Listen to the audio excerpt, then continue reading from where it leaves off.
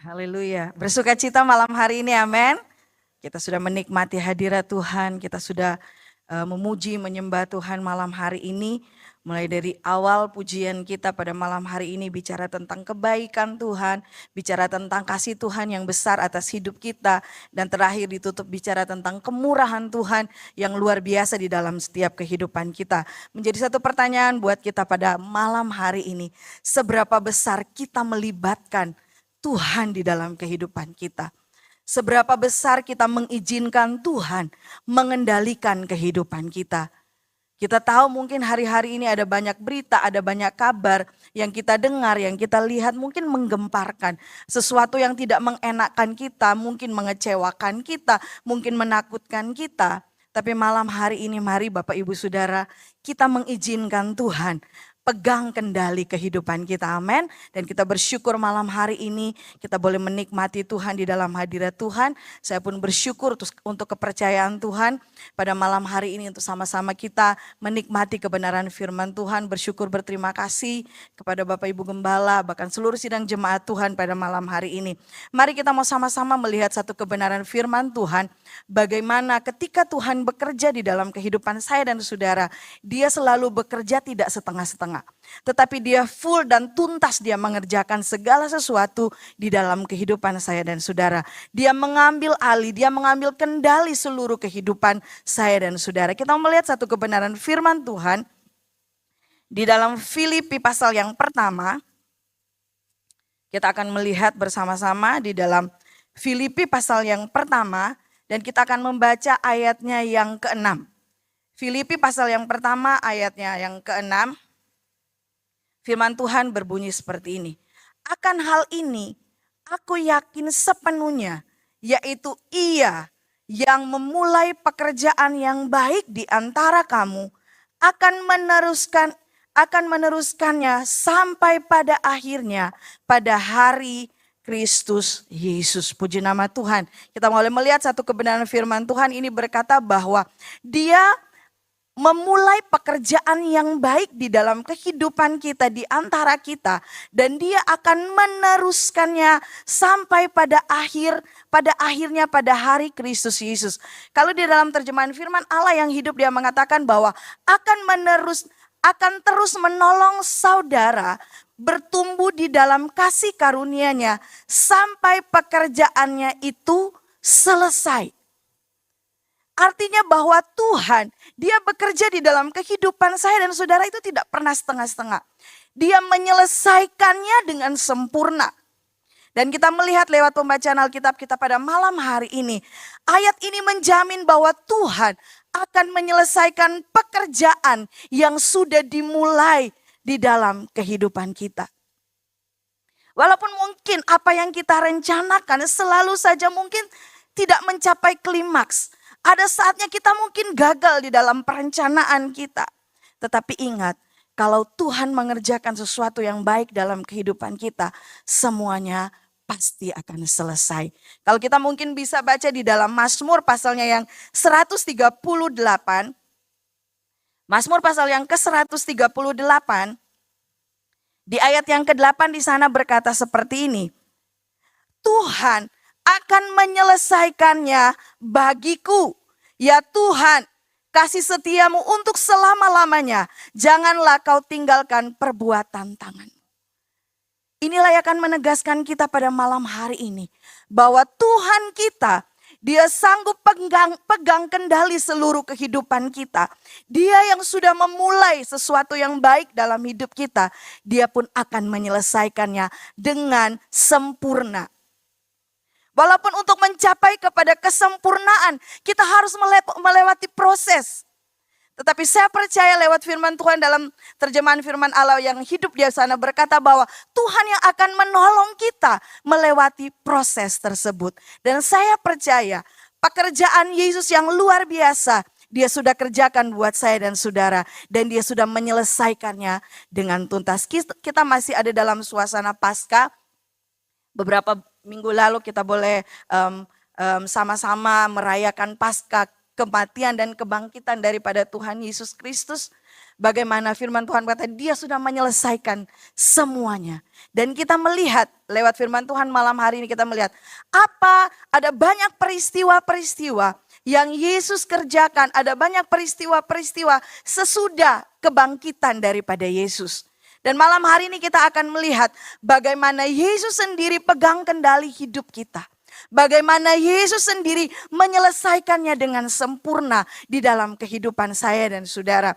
Ada beberapa peristiwa yang kita akan melihat pada malam hari ini. Yang pertama kita akan melihat mungkin di dalam, Bapak Ibu bisa baca di rumah di dalam Matius pasal yang ke-28 ayat yang pertama. Di situ bagaimana peristiwa sesudah kebangkitan daripada Yesus. Ada beberapa wanita-wanita datang ke kubur Yesus. Ada Maria Magdalena, bahkan Maria yang lain yang datang ke kubur Yesus pada saat itu. Singkat cerita dari kisah ini bahwa mereka menemukan kubur itu kosong.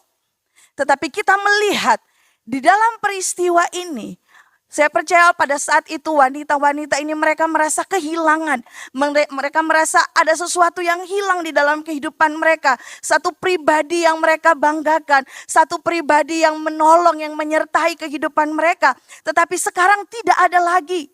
Bahkan ketika pertemuan wanita-wanita ini dengan malaikat di kubur Yesus pada saat itu. Malaikat berkata, aku tahu kamu mencari siapa. Mencari Yesus yang disalibkan. Tapi dia sudah tidak ada di sini, dia sudah bangkit. Dan wanita-wanita itu mereka melihat ke kubur itu dan kubur itu sudah kosong. Dan firman Tuhan di sana kalau Bapak Ibu bisa baca, malaikat ini berkata, sampaikan berita ini kepada murid-murid. Bahkan di tengah perjalanan mereka, wanita-wanita ini di tengah perjalanan mereka menyampaikan berita kebangkitan daripada Yesus. Mereka bertemu dengan Yesus. Yesus menampakkan diri kepada wanita-wanita itu pada saat itu. Ada ketakutan di dalam hati para wanita-wanita itu ketika mereka menyampaikan tentang berita kebangkitan Yesus.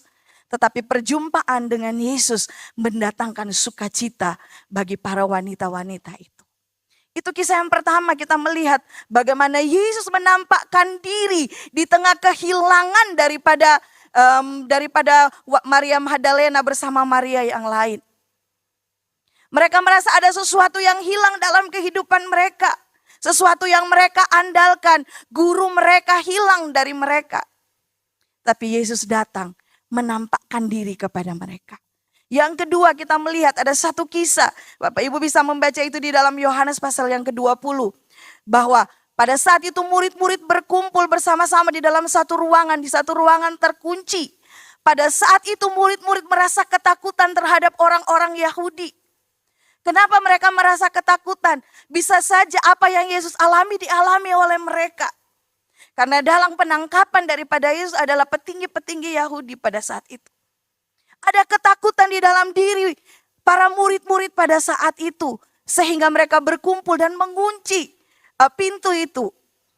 Tetapi kita melihat di tengah perkumpulan mereka, Yesus datang menampakkan diri kepada mereka pada saat itu.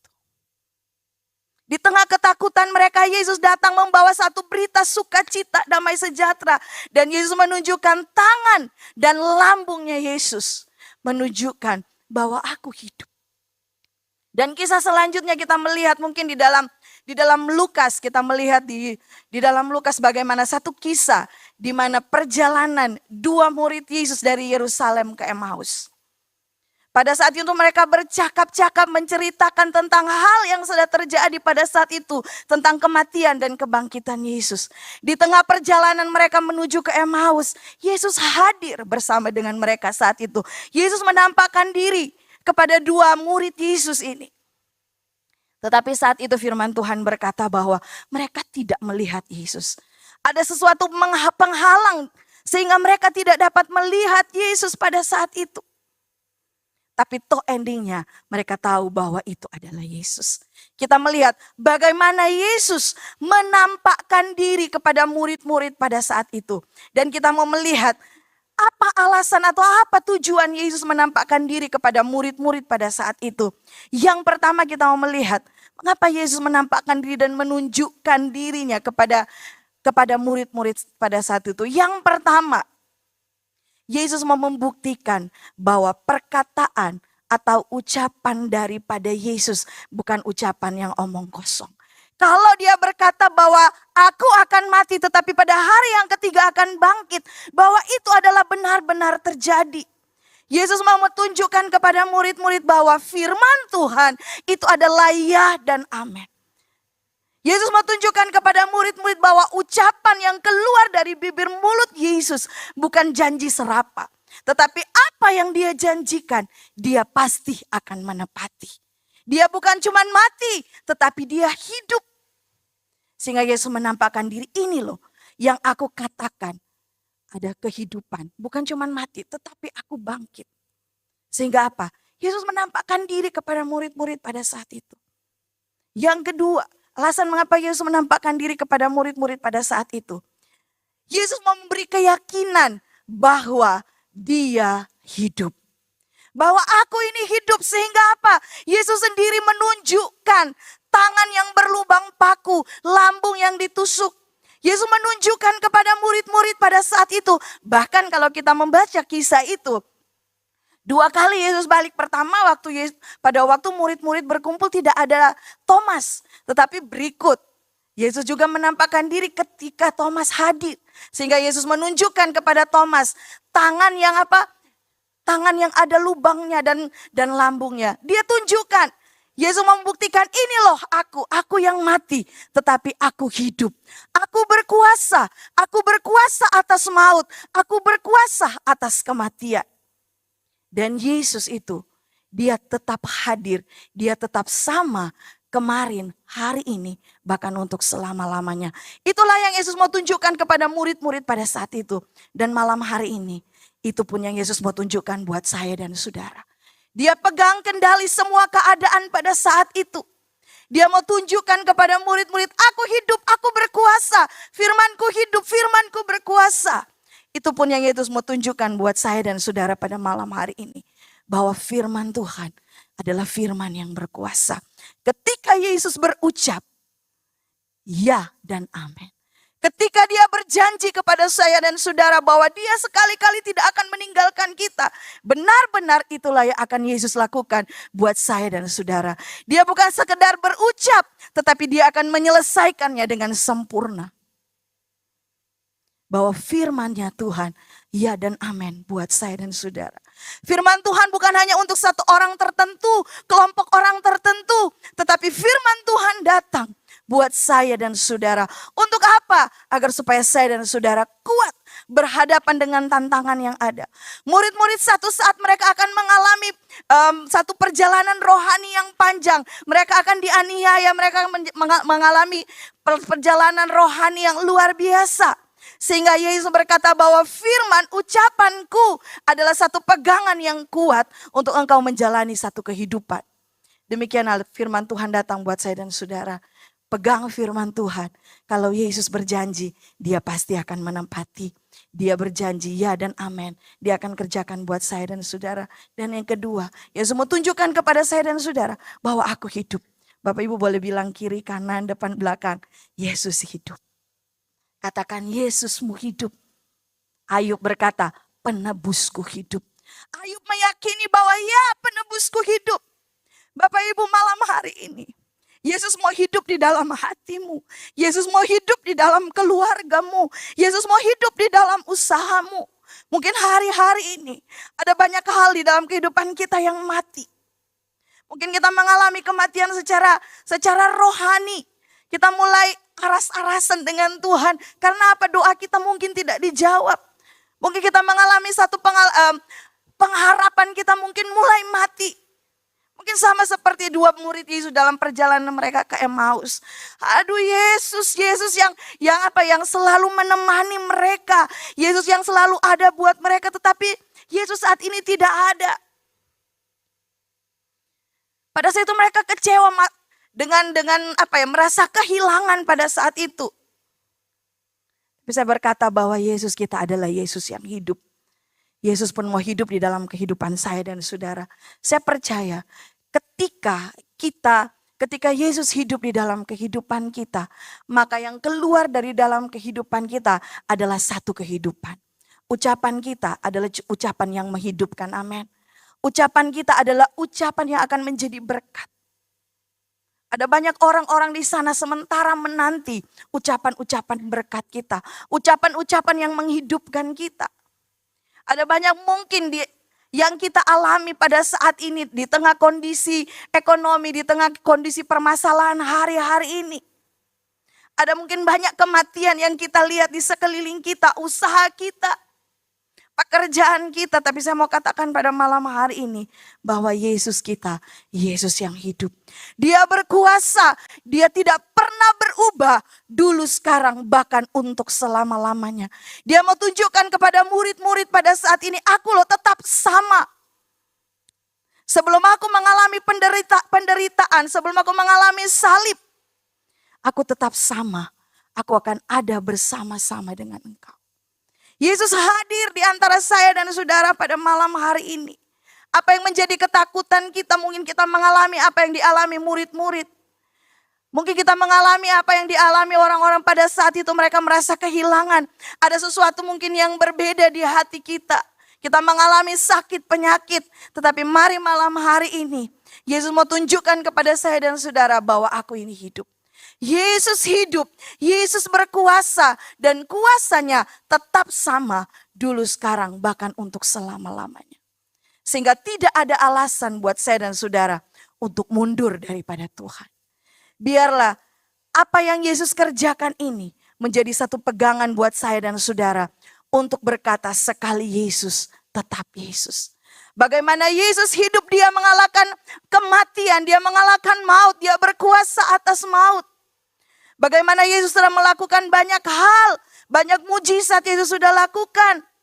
Yesus membangkitkan orang mati, Yesus membangkitkan Lazarus, Yesus membangkitkan anak perempuan, Yesus membangkitkan anak perempuan dari Yairus. Bagaimana Yesus melakukan semua, menunjukkan bahwa Yesus berkuasa atas maut. Dan bagaimana Yesus dia ketika dia hidup, dia akan bertindak di dalam kehidupan kita. Dia bukan hanya berkuasa atas hidup kita, tapi dia berkuasa atas alam ini. Apa yang terjadi di tengah-tengah mungkin hari-hari ini Bapak Ibu ya. Ada hujan, ada angin yang mungkin secara manusia kok baru kali ini ya kita lihat di Sidoarjo.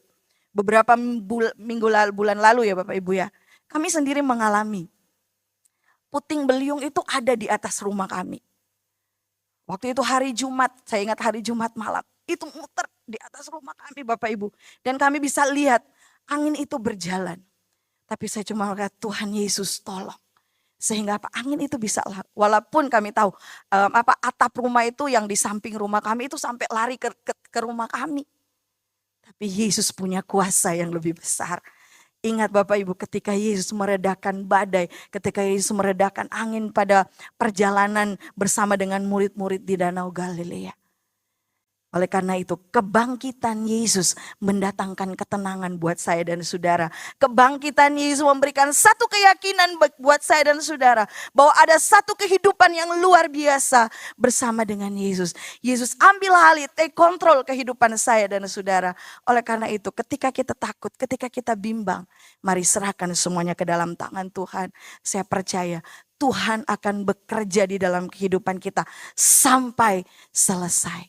Sekarang menjadi pertanyaan, bagaimana kita mengizinkan Tuhan ambil alih kehidupan kita, mengambil kendali dalam kehidupan kita. Bapak Ibu, mari kita mulai berstop dengan kita berusaha. Ada ayat berkata seperti ini, diam dan firman Tuhan berkata, diamlah dan ketahuilah bahwa aku adalah Tuhan. Artinya apa? Kadangkala kita berusaha, kita seperti tidak bisa diam ketika kita berhadapan dengan masalah, ketika kita berhadapan dengan ujian. Kita sibuk mencari jalan keluar, sibuk harus bagaimana mengatasi semuanya. Akhirnya apa? Kita sumpah sendiri. Akhirnya kita merasa Tuhan kok seperti ini. Bahkan ketika kita mengalami kegagalan, sangat mudah buat saya dan saudara untuk menyalahkan diri sendiri, sangat mudah menyalahkan orang lain. Tapi malam hari ini kita mulai belajar untuk berhenti berusaha dengan kekuatan sendiri dan mau undang Yesus terlibat penuh di dalam kehidupan kita. Di dalam Mazmur pasal 127 ayat yang pertama berkata, kalau bukan Tuhan yang membangun rumah, sia-sialah orang yang membangunnya. Bapak Ibu, jangan sampai apa yang kita lakukan sia-sia. Karena apa? Kita membangun dengan usaha kita sendiri. Mari kita, apa yang sudah kita lihat dengan kuasa kebangkitan Yesus itu, mari kita berkata, Tuhan masuk dan hiduplah di dalam kehidupanku. Dan kita akan melihat bagaimana kita mau tetap hidup percaya kepada Tuhan. Mazmur pasal 37 di ayat yang kelima di sana berkata, percayalah kepada Tuhan dan Dia akan bertindak. Bapak Ibu, kalau bilang Yesus hidup, Yesus bukan berarti dia tidak cuma diam di surga. Yesus hidup dan Yesus bertindak atas kehidupan kita. Ketika engkau sakit, Yesus bertindak. Tangannya tidak kurang panjang menjamah saya dan saudara. Ketika kita dalam masalah, Yesus ada buat saya dan saudara. Oleh karena itu Bapak Ibu, Yesus tidak pernah berubah. Dulu, sekarang, bahkan untuk selama-lamanya. Ayat yang terakhir Ibrani pasal yang ke-13. Ibrani pasal yang ke-13 ayat 8 berkata, Yesus Kristus tetap sama, baik kemarin maupun hari ini dan sampai selama-lamanya. Kuasanya, kasihnya tetap sama buat saya dan saudara. Dia ada buat saya dan saudara, dia hidup buat saya dan saudara. Oleh karena itu mari kita serahkan hidup kita sepenuhnya ke dalam tangan Tuhan. Puji nama Tuhan, ini kebenaran firman Tuhan yang dapat kita yang dapat saya bagikan malam hari ini. Mari kita mau percaya bahwa Yesus kita tetap sama. Walaupun kadang kita tidak bisa menyelami apa yang sudah Yesus lakukan. Sulit bagi pikiran kita untuk menyelami apa yang sudah Yesus lakukan. Namun percayalah bahwa Dia adalah Tuhan. Dia adalah Yesus yang hidup. Kuasanya tetap sama buat saya dulu, sekarang, bahkan untuk selama-lamanya. Kita mengangkat pujian di hadapan Tuhan.